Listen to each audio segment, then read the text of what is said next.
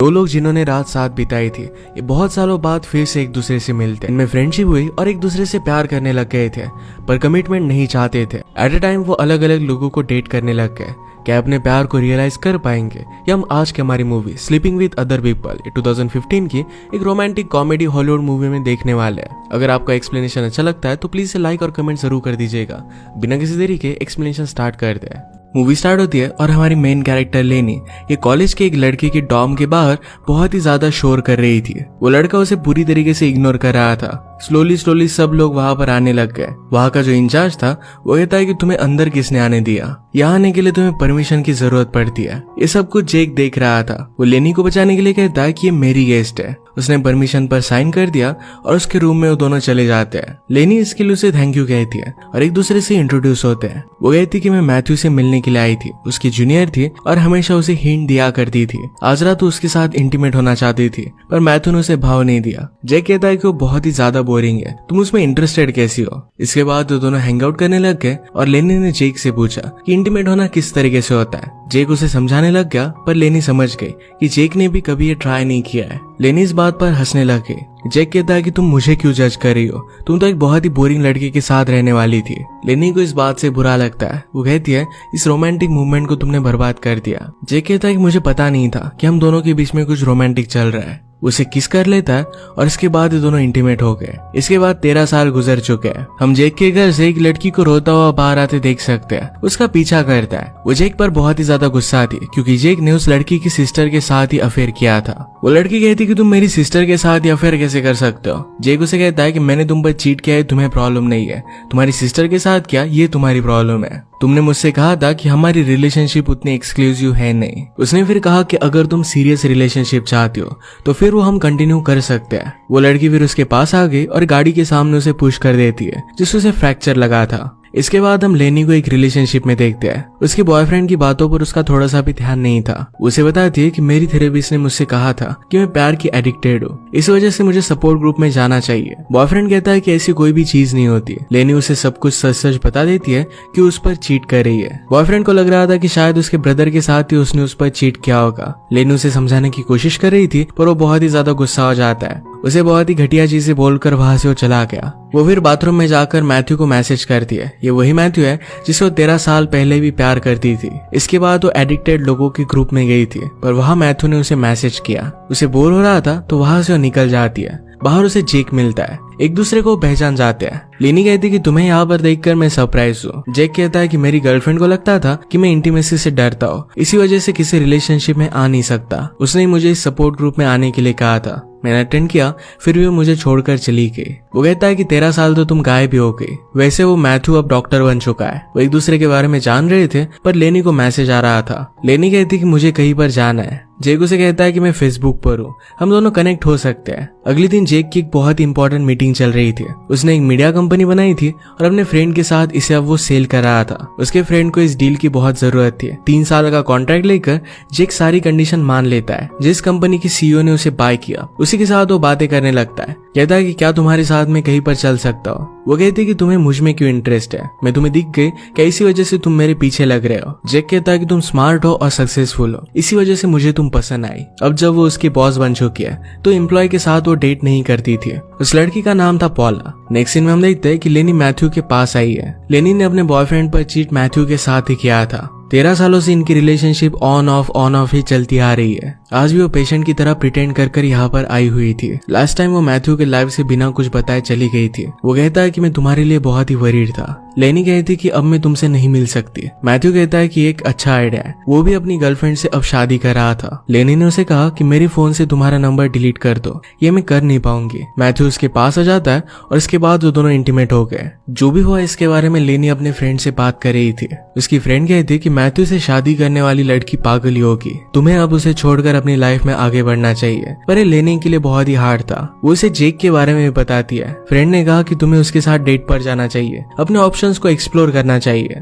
लेनी फिर वही करती है। जेक एक कंसर्ट पर लेनी को लेकर आता है। वहां पर उसका फ्रेंड और फ्रेंड की वाइफ भी है। ये सारे मिलकर बहुत एंजॉय करते हैं। थोड़ी देर में वहां से लेनी जाने लग गई। जैक उसके पीछे पीछे जाता है और कहता है कि हुआ क्या। लेनी कहती कि मुझे लगा था कि हम दोनों डेट पर जाएंगे। मैथ्यू कहता है कि मुझसे गलती हो गई, अब हम यहाँ से हमारी डेट को कंटिन्यू कर सकते हैं। वो एक स्पेशल सी जगह पर डम्पलिंग्स खाने के लिए आए। लेनी ने मैथ्यू और उसके बीच में जो भी हुआ था ये सब कुछ जेक को बता दिया। जेक कहता है कि आखिर उसमें ऐसा है क्या जो तुमने अपने इतने सारे साल उसके पीछे बर्बाद कर दिए। लेनी कहती कि मैं हमेशा से उससे प्यार करती आ रही थी, मुझे हमेशा लगता था कि वो मुझे चूज करेगा, पर फाइनली अब वो शादी कर रहा है। जेक कहता है कि ये सारी गलती मूवीज की है, हमें हमेशा बताया जाता है कि हमें एक आइडियल पार्टनर मिलेगा, इन स्टोरीज की तरह कभी भी होता नहीं है। जेक कहता है कि मैं भी हमेशा किसी को ढूंढता रहता हूँ पर वो कभी भी मुझे मिलती नहीं है। मैं फिर उस लड़की को कमिट नहीं कर पाता। डायरेक्टली ब्रेकअप करना उसे बहुत ही गलत लगता है, इसी वजह से उस पर वो चीट करता है और उसे बता देता है। इससे गुस्से में अच्छी तरीके से ब्रेकअप हो जाता है। इस तरीके से ऑनेस्टली बात कर कर दोनों को बहुत अच्छा लगा था।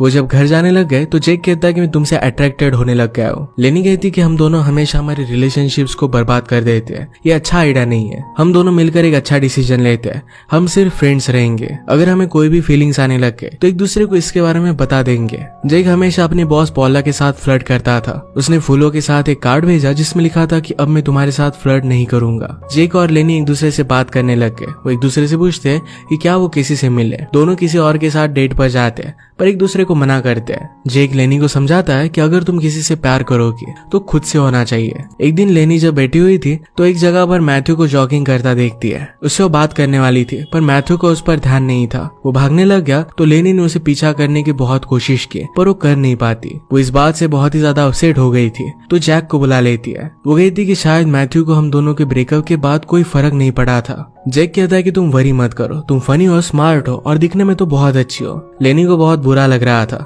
इस वजह से वो शॉपिंग कर रही थी। उसे अपने कपड़े ट्राई कर कर दिखाती है। ये देखने के बाद जेक को कंट्रोल करना बहुत ही हार्ड था। नेक्स्ट वीक ये दोनों फिर से मिलकर शॉपिंग करने के लिए गए। जेक कहता है कि जैसे तुमने मुझसे कहा था कि एक लड़की को डेट करना चाहिए, उसे जानने की कोशिश करनी चाहिए, यही मैंने सब किया। हम दोनों डेट पर गए पर मैं उसके साथ इंटीमेट नहीं हुआ। कल उस लड़की ने मुझे कॉल किया और उसने पूछा कि हम दोनों के बीच में चल क्या रहा है। उसे लग रहा था कि शायद जेक उसमें इंटरेस्टेड नहीं है। इसके बाद वो उस लड़की के साथ इंटीमेट हो गया। इंटीमेट होने के बारे में वो बात करने लग गए थे। चीजें वियर्ड होने लग गई तो दोनों वहां से उठकर चले जाते हैं। एक रात लेनी अपने फ्रेंड को जेक के बारे में बताती है। वो कहती है कि हम दोनों की रिलेशनशिप बेस्ट है। फ्रेंड को आइडिया इतना अच्छा नहीं लगता। वो कहती है कि क्या तुम किसी और के साथ डेट पर गई। लेनी कहती कि मुझे जरूरत नहीं पड़ी। फ्रेंड ने कहा कि एक रिलेशनशिप का स्पेस ये जेक ले रहा है, इसी वजह से तुम कॉन्सेंट्रेट नहीं कर पा रही। नेक्स्ट सीन में जेक से मिलने के लिए उसका फ्रेंड जैंडर आया। उसे कहता है कि मेरे बेटे का बर्थडे है, अगर तुम लेनी को अपने साथ लेकर आते हो तो तुम आ सकते हो। जेक कहता है कि ऐसा क्यों, मैं अकेला क्यों नहीं आ सकता।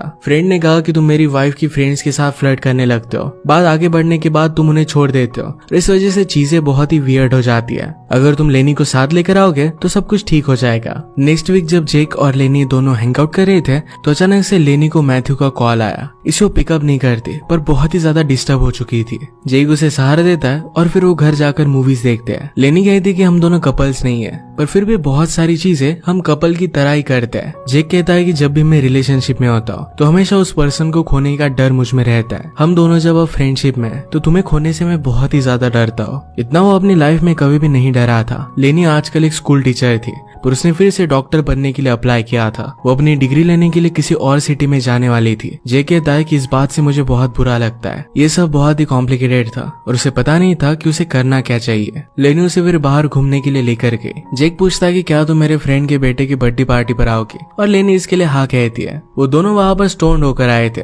सारे बच्चे सब लोगों को बहुत ही ज्यादा तंग कर रहे थे तो लेनी उन्हें संभाल लेती है। उनके साथ वो डांस करने लग गए। सब लोग उसे देखते रह गए। जेक ही देखता है और वो भी लेनी के साथ डांस करने के लिए चला गया। लेनी को एक सिंगल डैड ने नोटिस किया था। वो बाद में जाकर उसे अप्रोच करता है, अपना नंबर उसे देकर चला जाता है। नेक्स्ट सीन में लेनी उसके साथ डेट पर गई हुई थी। वो दोनों इंटीमेट हो गए और जब नेक्स्ट टाइम जेक और लेनी मिले तो इसके बारे में बात कर रहे थे। जेक जरा ऑकवर्ड हो जाता है। लेनी कहती कि जब तुम अपने पार्टनर्स के बारे में बात करते हो तुम में ऑकवर्ड नहीं होती, तुम क्यों होते हो। जेक कहता है कि मुझे सिर्फ जरा ऑकवर्ड लगता है। नेक्स्ट सीन में जेक पॉला के पास आया। उसे वो अपना कॉन्ट्रैक्ट दे देता है और कहता है कि मैं रिजाइन करना चाहता हूँ। लेनी कहती कि अगर तुमने इस तरीके से रिजाइन कर दिया तुम्हारे $5 मिलियन का नुकसान हो जाएगा। जेक कहता है कि तुम अपने एम्प्लॉय को डेट नहीं करती तो रिजाइन कर फिर मैं तुम्हें डेट के लिए लेकर जाना चाहता हूँ। पॉला कहती कि तुम्हें ऐसा क्यों लगता है कि मेरी वर्थ $5 मिलियन है। जेक कहता है कि तुम्हें क्यों नहीं लगता कि तुम्हारी वर्थ उतनी नहीं है, पॉला के बात अच्छी लगी और उसके साथ डेट पर आने के लिए मान गई। लेनी भी अपनी डेट के साथ एक पार्टी पर आई हुई थी।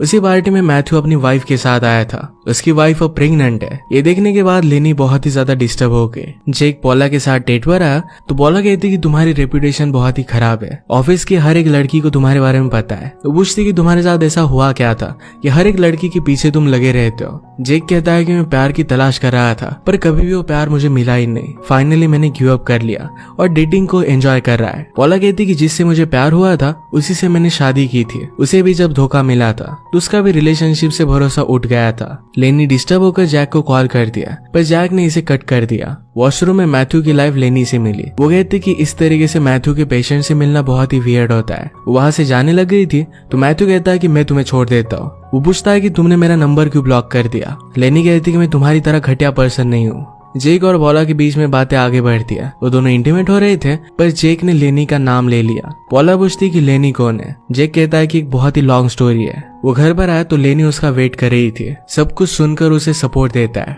लेनी ने जेक को उसकी डेट के बारे में पूछा। जेक कहता है कि वो बहुत ही अच्छी गई थी। उसे पूछती है कि क्या हम दोनों एक दूसरे से प्यार करते हैं। लेनी ने पूछा कि अब हम इस बात का क्या करेंगे। जेक कहता है कि बिना किसी कंडीशन के मैं तुमसे प्यार करता हूँ, इसके बदले में मुझे कुछ चाहिए नहीं। लेनी कहती कि मैं भी उतना ही तुमसे प्यार करती हूँ। लेनी को अपने कॉलेज के लिए अलग सिटी में जाना था तो रेडी हो जाती है। जेक कहता है कि सब कुछ छोड़ छाड़ कर भाग जाने का हमारा लास्ट चांस है। लेनी कहती कि कमिटेड आदमी के साथ अब मैं रिलेशनशिप नहीं रखती। इसका मतलब है जेक और पॉला की रिलेशनशिप अच्छी चल रही है। जेक कहता है कि मैं भी अब किसी पर भी चीट नहीं करता। इसके बाद बाय कहकर अपने अपने रास्ते पर वो चले गए। 2 मंथ गुजर जाते हैं। जेक पॉला के बेटे को खेलने के लिए लेकर आया था। उसका फ्रेंड उसे कहता है कि लेनी के बाद तुम एक बहुत ही अच्छे पर्सन बन चुके हो। आजकल तुम दोनों में चल क्या रहा है। जेक कहता है कि बहुत टाइम से हमने एक दूसरे से बात नहीं की। जब जेक पॉला के साथ था तो उसे पेरिस लेकर जाना चाहता था। उसने उसके लिए पूरी सरप्राइज वैकेशन प्लान की थी। पॉला कहती कि तुम इतने अच्छे हो कैसे सकते हो। जेक कहता है कि लाइफ में मैंने बहुत सारी मिस्टेक की है, अब वो नहीं करना चाहता। इसी मोमेंट पर रेस्टोरेंट में उसने मैथ्यू को देखा। उसे बहुत ज्यादा गुस्सा आ जाता है। वो डायरेक्टली जाकर उसे पंच कर देता है। मैथ्यू कुछ भी समझ नहीं पाता